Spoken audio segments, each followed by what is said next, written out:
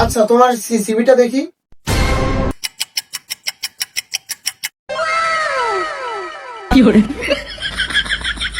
এই ছেলে, তোমার সিভির এই অবস্থা কেন?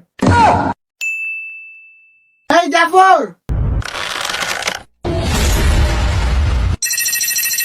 জি স্যার, আর কয়জন আছে?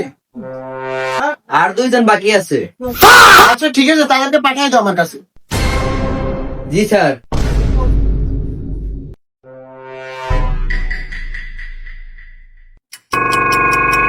আসসালামু আলাইকুম। ওয়ালাইকুম সালাম। বসো বসো, তোমরা দুজন বসো। তো তোমরা কে কোন ক্লাস পর্যন্ত পড়ালেখা করছো? স্যার আমি তো মেট্রিক পাস করছি, 10 পাস করছি। ও আচ্ছা, তোমাদের সিভি দুইটা দেখি।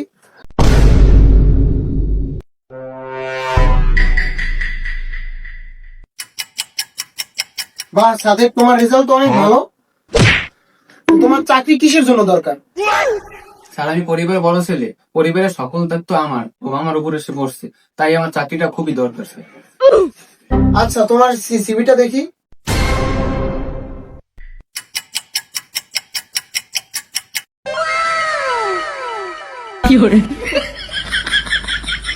এই ছেলে, তোমার সিভির এই অবস্থা কেন? স্যার রাঙ্গে ছিলাম, ইন্দুরে খেয়ে লাইছে।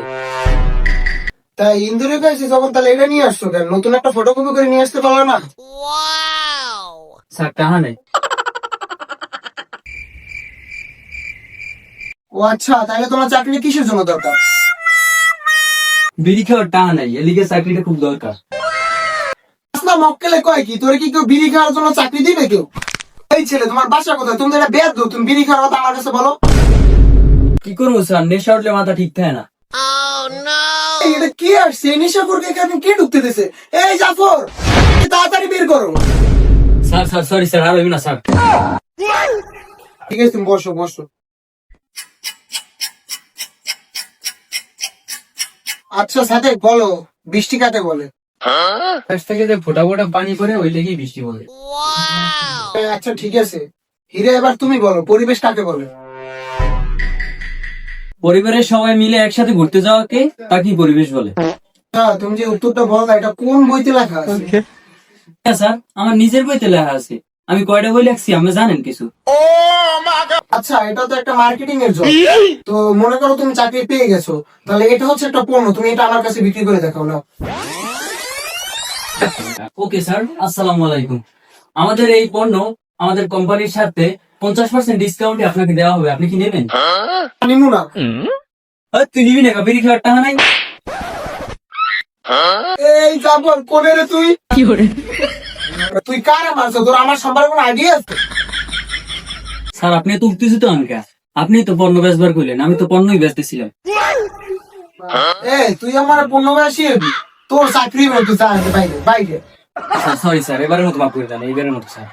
করতে বের করবি? না স্যার, আর করবো না। ঠিক আছে, বসো। এবার তুমি বলো, এটা তো আমাদের মার্কেটিং এর বিজনেস। তো ধরো আমাদের মার্কেটে অনেকগুলো টাকা বেঁচে আছে, তো সেই টাকাটা তুমি কিভাবে উঠাবে?